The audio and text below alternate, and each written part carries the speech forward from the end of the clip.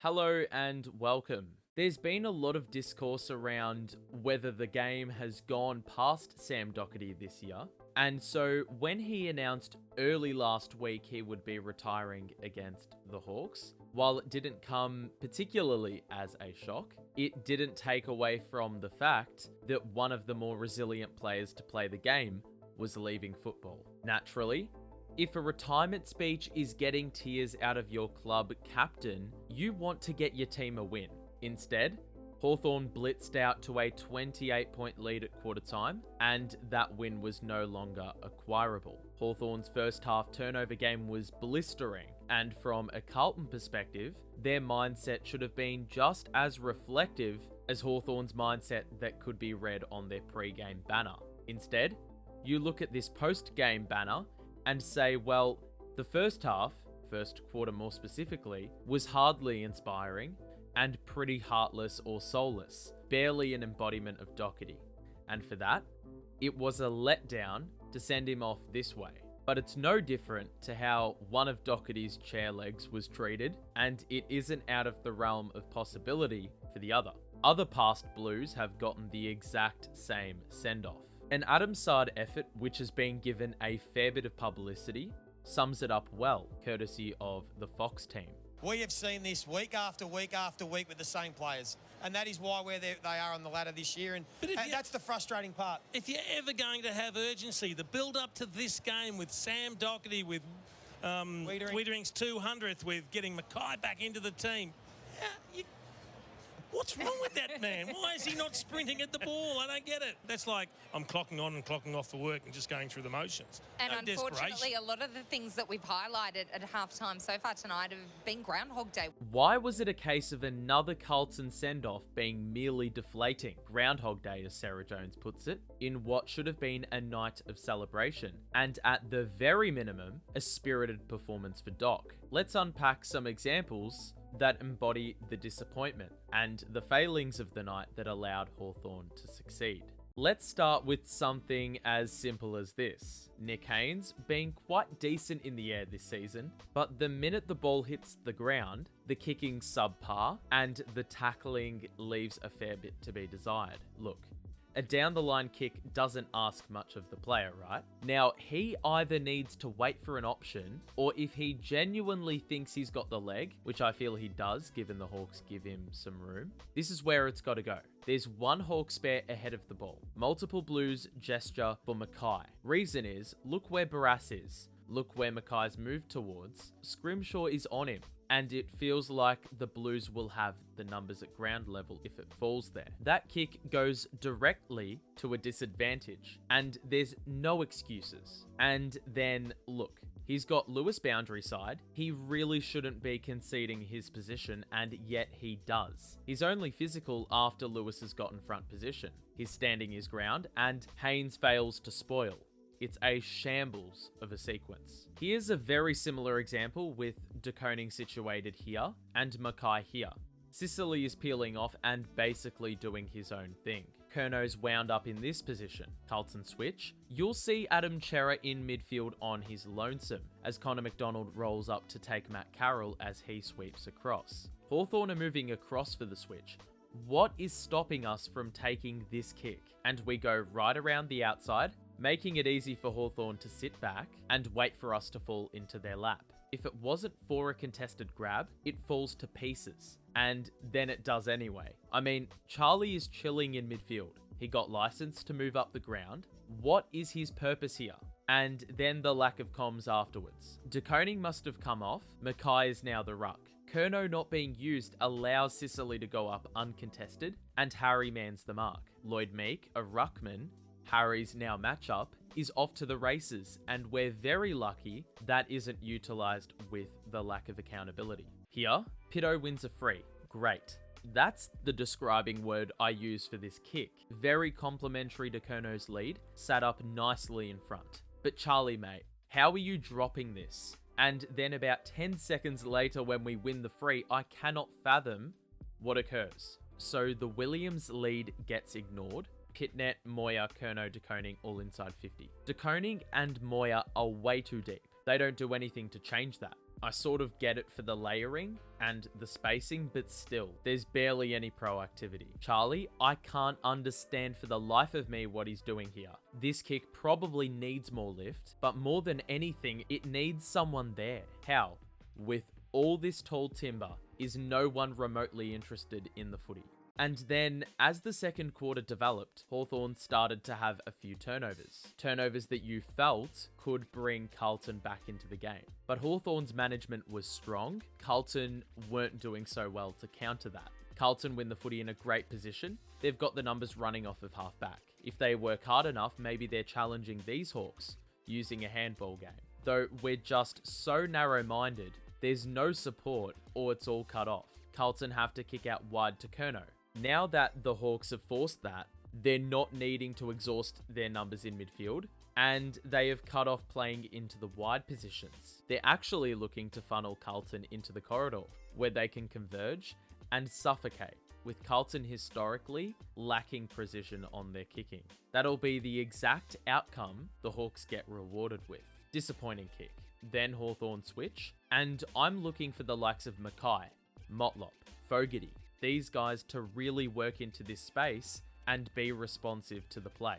When Carlton win the ball back, it's like, who is working into the wide positions? Who's trying to create overlap? And as a result, it's asking a lot of Williams with the kick. But he also needs to be placing it to the front and right of Fogarty.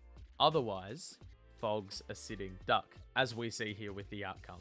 Then on a boundary throw-in a short time later, who thought this was a good idea? There's two Hawks in pretty good attacking positions and equally well positioned if Carlton want to drive the ball through. There's an easy attacking prevention there. Unless Cripps is attacking this with pace and bursting right through, he's getting caught. Cripps runs straight into that Hawk setup and is pinged because he's got simply too much Hawk presence to contend with, on and off the ball. Hawthorn turn it over again, so fair enough to Corey Durden for forcing it, but he looks up and he's got help that's ready to be dealt with. He's compressed, and with that, it affects the kick tremendously, to the point where he's somehow kicked out the spot of disadvantage for the Blues. I mean, Hawthorn were asking for us to do something, and we still were straight garbage. Then you went to the third and Carlton concede the first 2 goals in quick succession, yet again undoing basically anything that was said at a break. This shits me because Carlton actually get a corridor attack. Great. They get the overlap, they get the freedom over the top. Paddy Cripps, mate, how are you dropping this? We've got players goal side. Perhaps you can continue capitalizing on that advantage. No.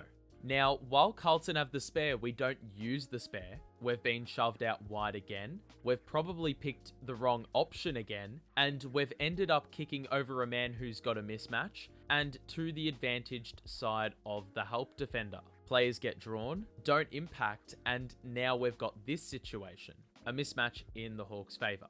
They're well spread, but Carlton actually don't do a bad job given they force the high one. But you've got a mismatch and you screw it up, meaning there's numbers everywhere round this range as Carlton retreat and try to flood their backline in response. You've had multiple tackle attempts go wasted as Carlton's backline continually roll up and with zero effect. Hawthorn, in the meantime, essentially take it closer and closer to goal until Carlton's resources are exhausted, and it allows the goal sneak to finish the job. Carlton screwed this up on multiple occasions offensively, and then even defensively, this is where it should have ended. It also could have ended here, and yet we still got to here.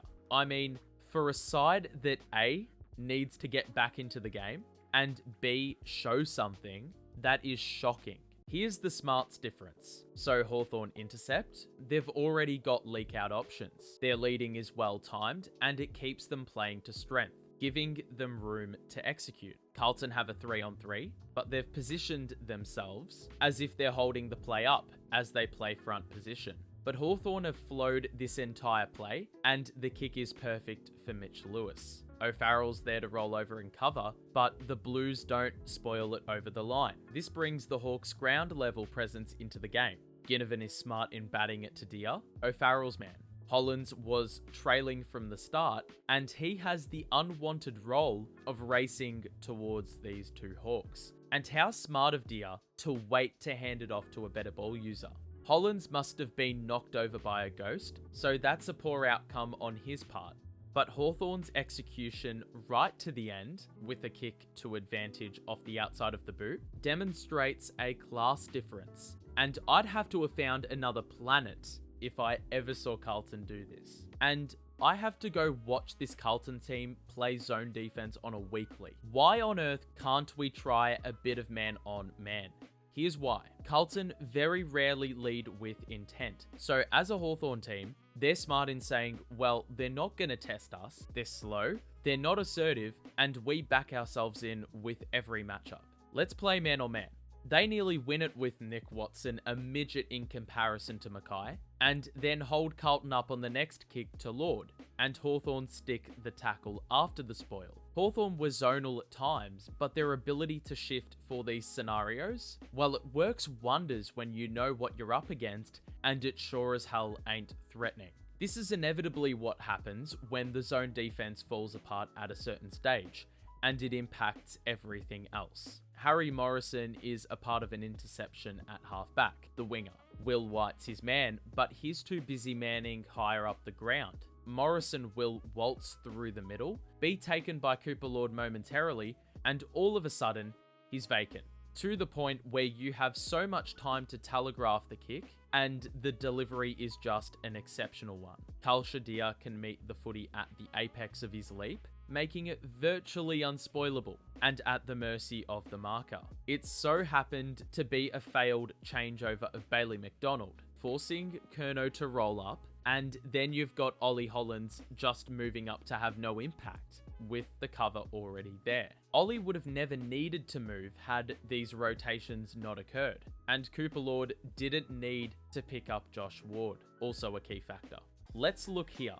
The clock runs from about 7 minutes 35 seconds when Cooper Lord wins this free kick. De Koning starts on the ball until about 25 seconds. 15 seconds later, when Lord kicks to the top of the square, we've got De Koning chilling out here on Blake Hardwick. Now, I'm not entirely sure why this didn't get used for starters, and Tom isn't screaming for it. But out here, he's now got a dual responsibility to lock it in and be accountable for his man. And we get this effort. Like, are we being fair, Dinkum?